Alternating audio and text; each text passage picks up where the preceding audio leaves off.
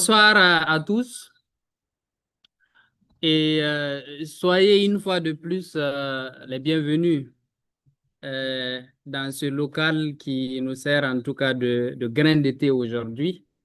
Je rappelle qu'on est à la Fondation Maman Sahelienne. Donc, merci de passage à Monsieur Ousmane Ba de nous recevoir et à toute la Fondation. Et c'est d'ailleurs l'esprit qui sera entretenu pour ce cadre-là. Il sera effectivement un cadre délocalisé chaque fois dans les locaux d'un partenaire, toute chose qui permettra de connaître davantage le partenaire et de ne pas être très monotone. Alors, ceci dit, nous sommes réunis, comme on le disait, pour le grain de thé des acteurs locaux. Avant de vous parler de ce projet ou du moins de cette initiative, permettez-moi de vous parler de l'association qui en est en tout cas la porteuse et qui organise un copartenariat avec la Fondation Maman Sahélienne. Alors, l'association qui, en tout cas, porte l'idée aujourd'hui, c'est bien l'association Centre de leadership et des études du Sahel, une association certainement bien connue de tous aujourd'hui et qui est une association burkinabé, donc régie par le droit positif et qui a été créée en 2021, reconnue officiellement et qui aujourd'hui a son siège à Ouagadougou, notamment à Ouagadémil. Et le siège à l'origine était donc à Djibo à la création et il a été délocalisé à Ouagadougou avec d'autres bureaux satellites dans tout le pays, notamment à Fada, à Waiguia et bien d'autres villes où nous avons des points focaux qui continuent d'entretenir en tout cas des activités. Sans oublier que l'association aujourd'hui a un maillage un peu sous-régional parce que c'est la dimension sous-régionale des clés aujourd'hui où nous avons des points focaux au Burkina, au Mali, au Niger, mais bien sûr aussi au Sénégal, en Haïti, au Tchad et bien d'autres pays. Parce que je ne vous le dis pas, vous l'aurez constaté, c'est une association qui est beaucoup numérique. Qui est beaucoup numérique. C'est l'une des associations d'ailleurs la mieux suivie sur les réseaux sociaux aujourd'hui au Burkina Faso. Vous pouvez aller voir sur le site internet www.monsahel.org comme également les pages Facebook et LinkedIn. Les statistiques parlent grandement de ce que cette association a fait et de la reconnaissance qu'elle a aujourd'hui au niveau de la sous-région et dans le monde entier. Donc, clé, c'est tout simplement ça. Et aujourd'hui, je pourrais peut-être vous parler de nos ambitions stratégiques ou du moins ce que nous avons pu faire jusque-là. Nous avons pour mission et pour vision de contribuer au développement et au rayonnement international du Sahel. Et quand je parle du Sahel, je vous parle de l'AES aujourd'hui. Je vous parle du Burkina, Mali, Niger. Donc, à chaque fois que j'utiliserai Sahel, ne pensez pas à Dori, à Djibo, pensons plutôt à Burkina, Mali, Niger. Contribuer donc à ce développement et rayonnement international, bien sûr en tenant compte des besoins humanitaires en lien avec l'urgence aujourd'hui, avec une approche sur le triple nexus humanitaire, développement et paix, mais également une approche sur la localisation de l'aide. On va retenir cette thématique-là, localisation, parce que c'est elle qui est au centre de ce pourquoi nous sommes réunis aujourd'hui. Et Clé est l'une des organisations pionnières, en tout cas dans la vulgarisation de la localisation à travers la charte de Dakar et tout ce qui est le Grand Bargain, et également dans le soutien de toutes ces organisations locales aujourd'hui qui essayent de se faire de la place dans le monde de la solidarité internationale, mais également dans le développement communautaire. Donc, depuis notre création, nous avons conduit quelques projets, dont les plus emblématiques sont le projet Mon Sahel. Mon Sahel qui est un projet surtout numérique où nous sommes allés d'un constat. Un constat qui est que aujourd'hui nous avons beaucoup d'organisations locales. Nous tous qui sommes ici provenons d'une organisation locale. Et le constat est que le monde entier, mais il me semble, hein, n'a pas assez d'informations sur ce que font ces organisations locales-là au quotidien. Et également, par ricochet, ces organisations locales n'ont pas assez d'informations sur ce qui se passe dans le monde et sur les opportunités disponibles. Et même quand elles en ont l'information, leur visibilité est accolée à la visibilité d'organisations internationales qui les prennent pour souvent sous-traitance. Excusez-moi du mot, mais en tout cas, c'est du faire-faire. Et le plus souvent, vous faites le travail, mais c'est plutôt l'organisation internationale qui bénéficie de toute la visibilité possible. Et donc, Clé a décidé de créer un site Internet. Un site Internet qui fait aujourd'hui un pont entre ces organisations du Sahel-là et le monde entier. Sur ce site Internet, vous y allez, vous trouverez plusieurs rubriques. Des rubriques dans lesquelles vous allez avoir toutes les informations sur les possibilités de renforcement de compétences disponibles, les possibilités de financement de projets humanitaires et également, disons, une banque ou une bibliothèque de compétences humaines disponibles, de CV de personnes d'expertise dont on peut en tout cas solliciter lorsqu'on a des activités dans le Sahel. Je ne vous dirai pas beaucoup plus. Je vous invite à aller sur le site www.monsahel.org et vous verrez toutes les prouesses qui sont réalisées sur ce site-là. Le deuxième projet dont je veux parler, c'est que Clé aujourd'hui se reconnaît dans un système où nous avons d'un côté un pont. Je vous avais parlé du pont que nous essayons de faire entre le monde et le Sahel, mais également d'une banque. La banque, c'est une banque sans argent, bien sûr, mais c'est une banque, c'est un laboratoire de connaissances, de production de connaissances, un laboratoire de compétences. Et c'est ça notre richesse. C'est cette banque-là dont nous avons créé et c'est un peu de vous tous qui allons alimenter cette banque-là. Donc, ça fait que nous produisons beaucoup de connaissances, nous mettons sur la table beaucoup de sujets, en témoignent les récents événements sur le retrait, en tout cas, du USAID dans le financement du monde humanitaire. Clé a porté, en tout cas, une idée, un projet de production de connaissances sur l'avenir du financement des organisations locales dans ce contexte-là.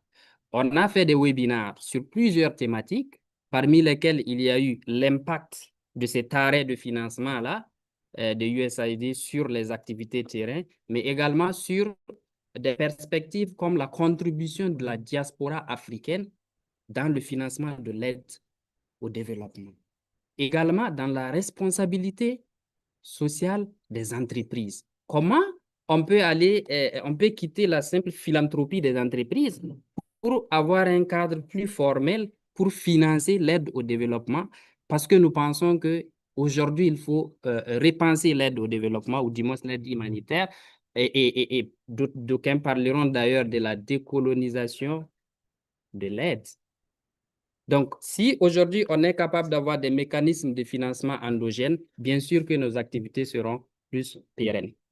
Et donc, en plus de ce projet-là, il y a en tout cas un autre, celui de renforcement de capacité de façon générale, où nous avons un catalogue annuel de formations que nous mettons à disposition.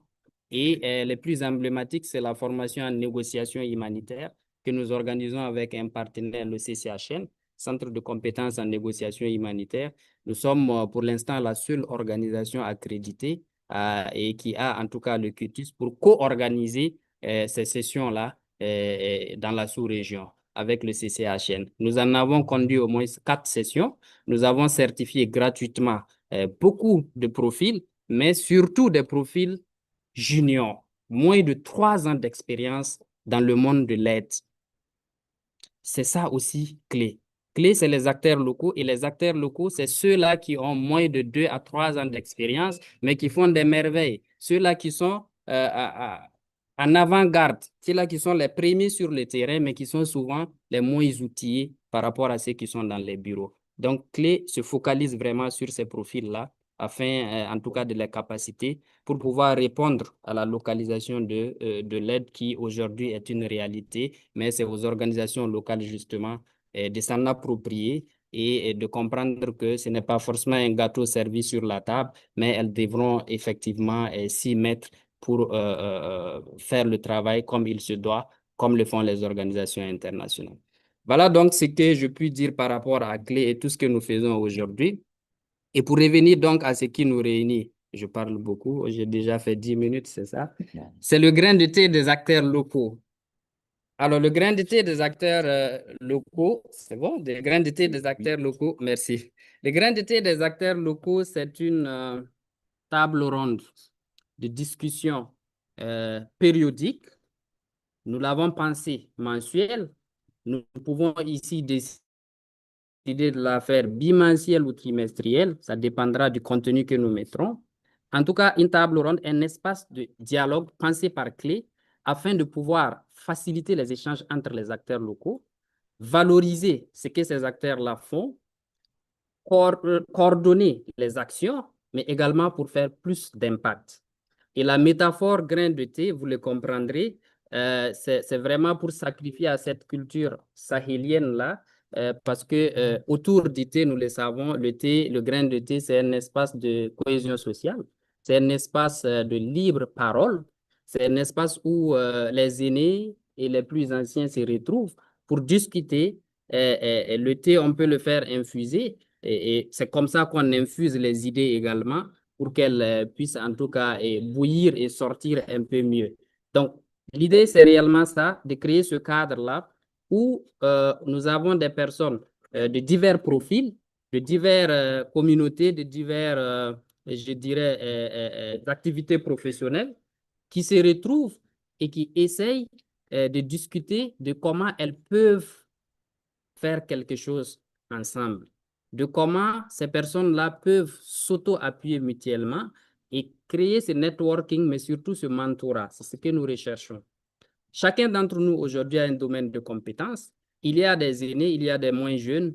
L'idée, c'est qu'au sortir de ces échanges-là, chacun de nous puisse identifier quelqu'un avec qui il se rapproche le plus professionnellement et avec qui il peut continuer les échanges pour de meilleurs horizons. Voilà donc l'idée du grain d'été. Et donc, chaque mois, on souhaite faire de cette table-là une réalité et elle sera co-organisée par Clé et une autre organisation.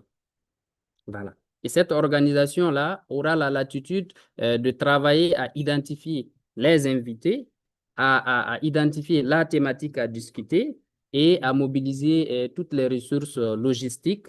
Et nous mettons à la disposition effectivement de cette organisation l'ensemble des canaux de communication prévus. Parce que tout de suite, on se parle, sachez que nous sommes regardés de par le monde entier. Il y en a qui sont sur Zoom, en même temps sur les pages Facebook, LinkedIn, mais également sur YouTube en direct. Voilà. Et à la fin de cette session, on aura des capsules vidéo qui seront en tout cas travaillées, mais également des messages qui seront travaillés, mais également, pourquoi pas, un livre blanc, comme l'a suggéré Ousmane, et dans lequel on prend les engagements et on essaye de faire le point aux rencontres prochaines pour voir comment on solutionne et comment, en tout cas, on avance.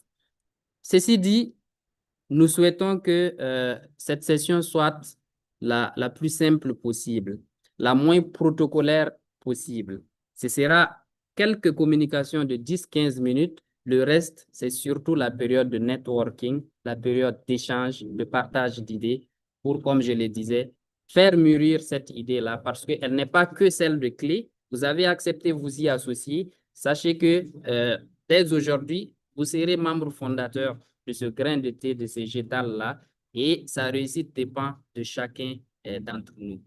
Merci à tous pour l'écoute attentive et je nous souhaite bonne session d'échange.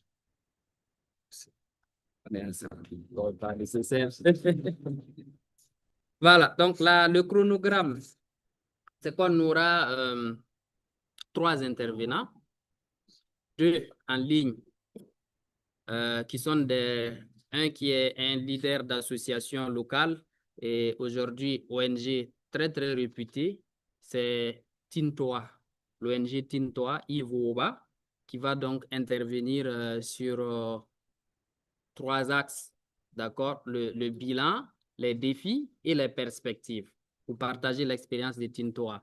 Et en plus de Yves, on aura Oumar Ba qui a écrit un livre sur le pouvoir des acteurs locaux. Donc, qui va nous en dire aussi plus sur quel est notre pouvoir réel, nous, en tant qu'acteurs locaux, comment on se positionne dans, en tout cas, ce monde humanitaire-là. Quelle est notre place? Quelle est la place qu'on devrait avoir et quelle est la place qu'on occupe aujourd'hui? Et le dernier sera en présentiel et c'est d'ailleurs lui qui va parler après moi. Ce sera M. Ousmane Ba qui va intervenir sur le donneur readiness. Et Ousmane Ba est spécialiste en gestion de partenariats et subventions et avec plus de 10 ans d'expérience dans le travail humanitaire. Et en ce moment, Ousmane Ba, il est responsable de gouvernance, mobilisation des ressources et développement organisationnel pour la Fondation Maman Sahélienne. Et la Fondation Maman Sahélienne, vous savez comme moi qui en est en tout cas la leader, c'est bien notre sœur Maïmouna Ba, connue de tous, une des camarades de lutte certainement de Sibila ici présente, voilà, et qui fait des merveilles il faut le dire, et qui mérite beaucoup d'encouragement. Voilà, donc, il est consultant aussi en freelance et il a beaucoup à nous dire et on a beaucoup à puiser de son intervention pour les organisations locales que nous sommes. Quand on sait que décrocher un financement, c'est vraiment de la mer à boire très souvent. Il faut être prêt et il va nous parler du donor readiness. Ceci dit, Monsieur Ba, vous avez la parole.